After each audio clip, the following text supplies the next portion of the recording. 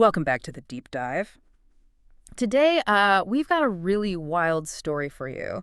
It's where, well, corporate power plays. They just collide with ancient spiritualism. Yeah, and an unbearable grief that pushes someone right to the edge, Huh. a terrifying edge. Exactly.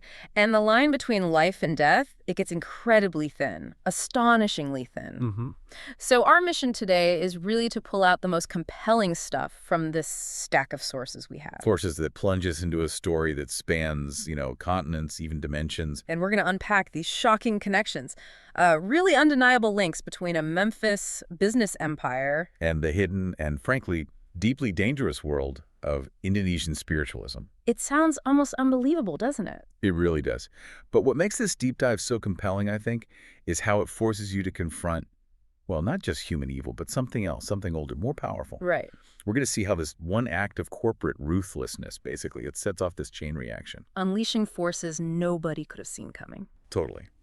Blurring those lines between, the everyday world and the supernatural. Okay, so let's dig in. Where does it start?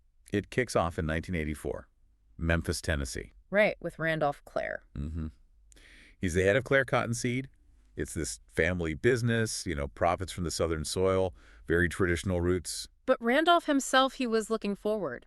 Modern expansion. Yeah, and you get a real sense of that from his office. It's described as this grand 10-story brick building. His grandfather built it way back in 1910. Yeah, heavy, almost like a bank. It's got these carved stone gargoyles, dim amber Tiffany lamps. It just screams old money, right? Totally. Yeah. But it also kind of hints at that other world, the unscrupulous wheeler dealing that happens even in these established industries. Yeah, that cutthroat side. And what's fascinating, or maybe disturbing, is how fast that surface layer of southern stability just gets ripped away. You mean the fire? Exactly. The sources detail this devastating fire at Randolph's factory in Raleigh. It's supposed to be shiny, gleaming, modern. And then suddenly it's just this cavernous ruin. Yeah, and 3 men die, including in Mr. Douglas. And the official report says... No suspicious circumstances. Classic. But the hints are there immediately, aren't they? Sabotage? Oh, yeah. Even Randolph's chauffeur, Herbert, he has this theory about someone tampering with Randolph's limo. And there are whispers about a margarine mafia. Seriously. Look, it sounds odd, but it points to rivals. It sets this tone right away of hidden enemies. A brewing conflict, very personal. And those hidden enemies, they don't stay hidden for long. No. We get introduced pretty quickly to Orbis Green and Waverly Graceworthy. Big players in the Cottonseed Association. And they see Randolph, especially him winning this big Suntaste contract, as a direct threat, like an existential threat. It's not just business competition then. No, it feels like more. It's about control. The sources say Randolph wanted to stand on his own, And that independence wasn't welcome? Not by guys like Green and Graceworthy, who are apparently masters of underhanded dealings. Okay, so we have this business rivalry simmering in Memphis, but then things take an absolutely horrific turn, don't they? Oh, massively. It escalates into something just unthinkable. Our sources describe this horrific family massacre. Not in Memphis, though. No, far away. At Randolph's isolated cabin up in Lac-aux-Courcelles, Quebec. And the details. They're brutal. Horrific. It wasn't random. It was targeted, premeditated, an axe breaking down the door. His older son, John, shot. Younger son, Mark, killed with an axe. Yeah. And Asser. His wife, Marmee, his daughter, Isa. Unspeakable things. Rape, hanging, strangulation. God. And they found that rifle. A .22 rifle, yeah. Yeah. With the magazine jammed. So they tried to fight back. They did. Right to the very end. It's just gut-wrenching. And Randolph's reaction, how could anyone process that? Initially, he couldn't. Pure shock. Denial. He actually thought it was a car accident at first. Wow. Dr. Amber, the doctor there, he explains it, as the mind just protecting itself, refusing the awful truth. But the police, the RCMP, they knew better. Oh, yes. Inspector Dulac and his team confirmed it was premeditated. They figured the attackers came by boat, through the woods, meticulously planned. But no clear motive, right? Not at first. Not that the police could see. And they showed Randolph the photos, those awful police photos, forcing him to face it. So how does this horror in Quebec connect back to Memphis? To the business stuff? That's the crucial question, isn't it? And the link comes through this taxi driver, Stanley. Okay. He just reads about the brutal slaying on the front page like everyone else. But then he gets picked up. Yeah. Captured. By who? Asked him in. Turns out later it was Chief Moyne, the Memphis chief of police, Oh, wait. and Waverly Graceworthy himself. On President's Island, they torture Stanley. Why? What did Stanley know? It seems as they thought he knew something or maybe just wanted to ensure silence, but Waverly confesses something chilling. What? That Randolph's business actions caused sufficient harm to warrant some positive retaliation. Direct quote. Cold as ice. Retaliation. He means the murders. Has to be. But Stanley, Hmm. his death is just gruesome. Oh. Tortured horribly. And as he's dying, he gasps out one name. Yeah. Elvis Presley. Elvis Presley. What does that mean? Honestly, probably nothing directly relevant to the plot. It sounds like the fractured thought of a mind under extreme agony. Maybe a symbol of Memphis, or just delirium. Yeah. But it's this stark, bizarre detail that just sticks with you. It underscores the absolute breakdown of humanity. And it absolutely proves the link. The family massacre was ordered, or at least sanctioned, by the Memphis rivals. No question. It's horrifyingly clear now. So Randolph is shattered by this, physically, emotionally. Where does he go from there? Well, the horror seems to paradoxically open a door to something else, something completely unexpected. What's that? While he's recuperating, Dr. Ambora introduces him to this Indonesian concept, the death trance. Death trance. What is that exactly? It's described as a highly developed form of, well, spiritual practice. It involves intense fasting, religious training, and these magically powerful chants and rituals. Dr. Ambara, he genuinely believes that death is not a separation, but simply a journey of the soul to the next resting place. A journey. That must have resonated with Randolph. Deeply, Yeah. given his loss. And Ibarra wasn't just offering this out of the blue, was he? There was a personal reason. That's what's so compelling here. Yeah. Dr. Ambara is driven by his own grief. His wife, Muda, died 3 years before. Ah, okay. And he says he couldn't afford an adept, someone who could perform the trance to contact her until now. So this shared grief, this longing for connection. She creates this powerful bond between them. It's this raw human vulnerability that kind of opens the door to the supernatural path. And Randolph decides to go for it. He does. He's consumed by this desperate need for closure. Yeah. He feels, the sources quote him saying, he should have died along with Marmee. Survivor's guilt. Intense. Exactly. So despite his own doctor back home, Dr. Linklater, warning him about hallucinations and skepticism, Randolph's all in, ready to risk everything. And his assistant Wanda goes with him. Surprisingly, yes. She's skeptical. Even scared, the sources mentioned she's afraid of liaks. Liaks, what are they? They're described as these malevolent spirits in Balinese folklore. Shapeshifters, associated with dark magic, consuming life energy. Pretty scary stuff. Right. But Wanda goes anyway. For moral support, the sources say, despite her fear. So they head to Indonesia, but they're not alone, are they? Not at all. The corporate connection is still very active. They're being followed. By who? 4 hard-faced men in army fatigues. The names are given. Ecker, Hecox, Stroop, and one other. And they follow them all the way. From Memphis to Manila, yeah. And get this. Their tickets were booked by Brooks. Which is Orbis Green's company. Bingo. The link is explicit. And Ecker, one of the men, gives Randolph this chilling, contemptuous look. Their intent is clear. Stop Randolph, whatever it takes. And things get violent again quickly. Very quickly. In Jakarta, they meet a man named I.M. Wartawa. He's described as a fixer. A fixer? For what? Arranging trances, apparently. People hired him to contact figures like Howard Hughes, Jimmy Hoffa. Seriously. Wow. Okay. And Randolph, desperate, makes this audacious offer. $50,000 for Wartawa to help him. 50 grand. Huge money. But Wartawa talks. He reveals why Randolph is in Bali. And Ecker's men get to him. Brutally murdered. It confirms, starkly, that Randolph's rivals will kill anyone to stop him from contacting the dead. They know what he might find out. They're trying to prevent the truth from emerging, even from beyond the grave. Exactly. This shows how that corporate greed has now spilled over into murder on foreign soil, dragging them into a world they absolutely do not understand. So where Tao's gone, what's the next step? They need an adept.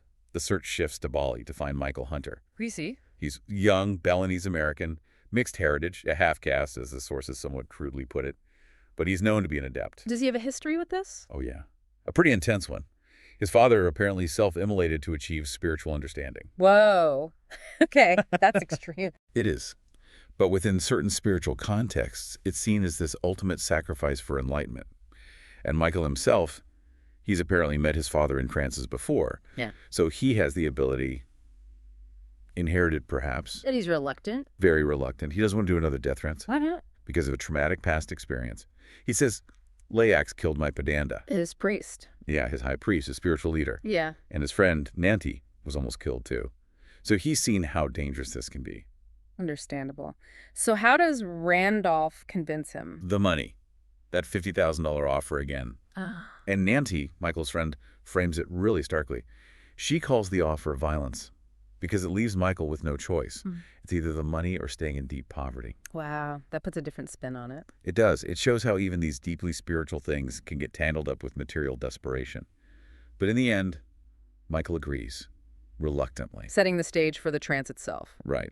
And the trance takes place at the Temple of the Dead, the Puradalum in Bali. Sounds ominous. It's a sacred space.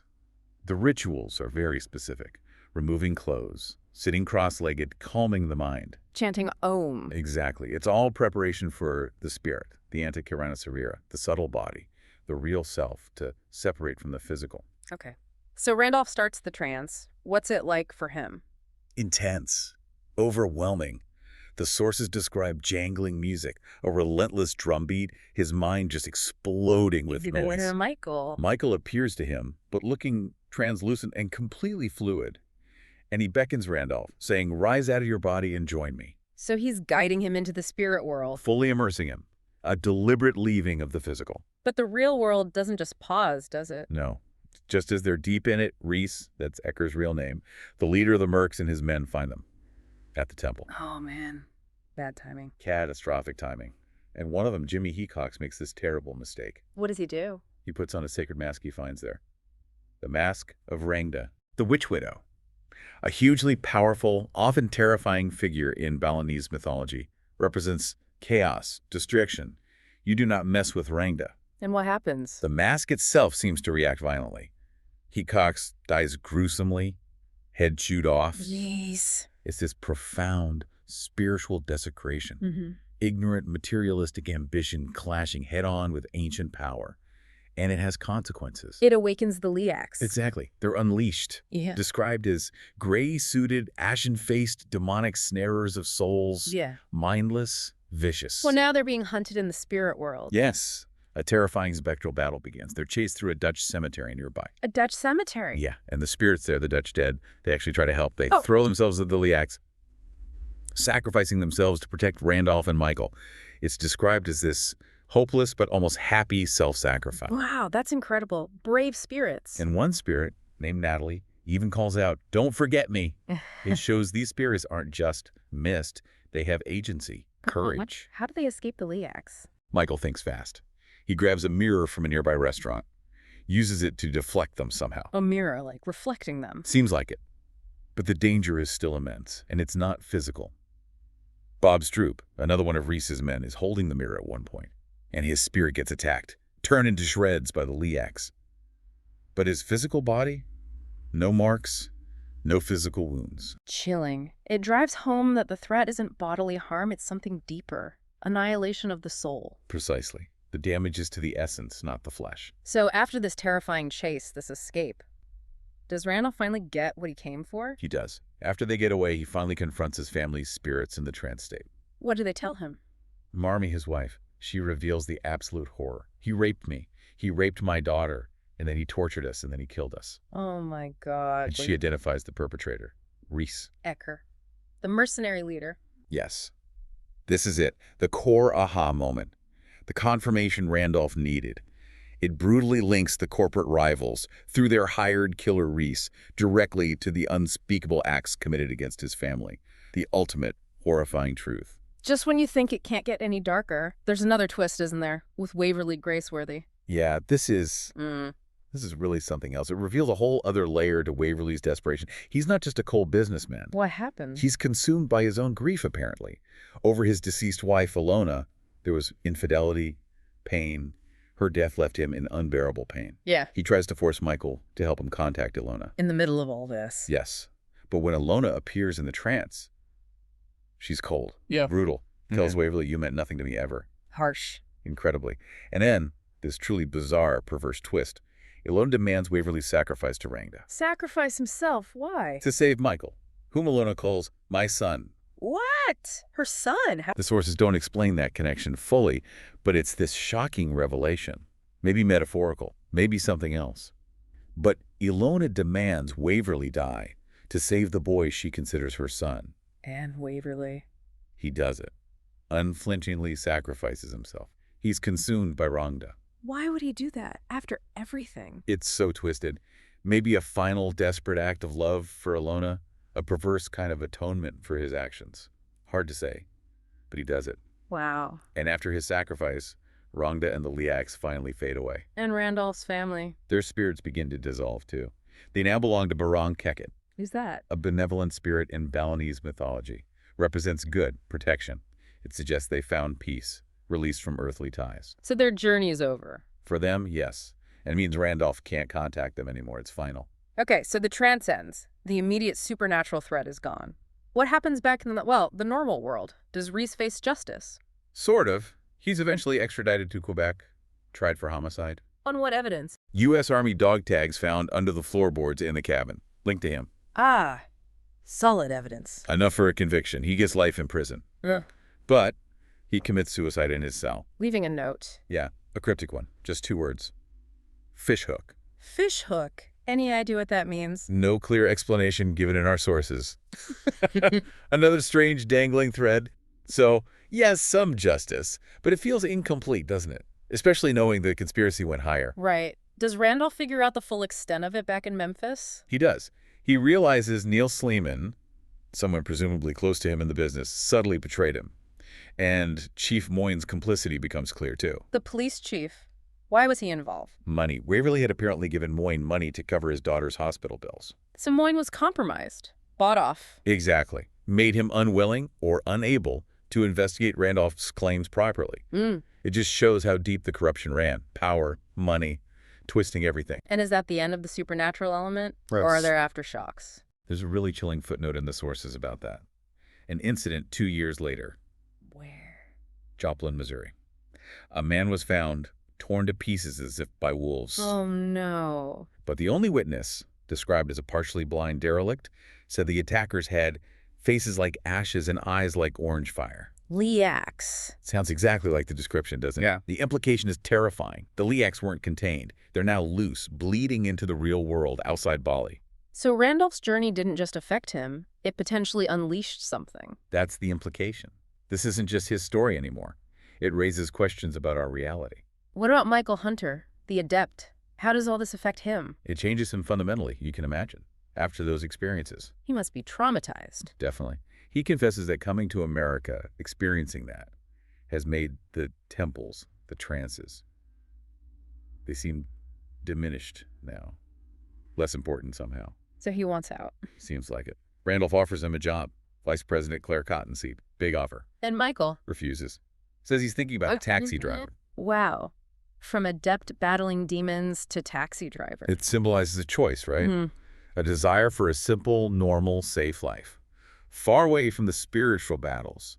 The gift he had now feels like a curse. And what about Dr. Amara, the one who started Randolph on this path? His story ends tragically, sadly. Oh. Despite Michael's warnings, presumably about the dangers, Dr. Ambara tries to enter a death trance alone. Why? To find his wife? Exactly. Desperate to find Anna. He tries it in the Hindu Garden of Temples, Yeah. in Memphis of all places. Yeah. He encounters a Liak. His fate is left uncertain, but the implication is not good. A final brutal reminder of the dangers. Yeah. Grief is powerful, but crossing that veil without guidance, it has a terrible cost. So let's recap Randolph Clare's journey. It starts with corporate sabotage, unimaginable family loss. Which leads him on this incredible, terrifying spiritual odyssey, the death trance. Confronting not just the human monsters who destroyed his family, but actual supernatural evil. Entities from another dimension. Yeah, battling them, escaping them. It's just an incredible mix of things you wouldn't expect to see together. Corporate greed, deep personal revenge. Ancient spiritual practices, actual demonic entities. What these sources show us, really, is that sometimes truth isn't just stranger than fiction. It's profoundly more dangerous and interconnected in ways we just can't fathom. And that leaves us and you with a pretty chilling thought to mull over, doesn't it? Definitely. If those boundaries between our world, the everyday world, and the realm of spirits, if they can be breached so easily. Whether it's by desperate grief, like Ambara's, or ruthless ambition, like Waverley's. What other invisible forces might be interacting with our lives right now? And what price might we end up paying for knowledge or maybe for revenge that tries to reach beyond the grave?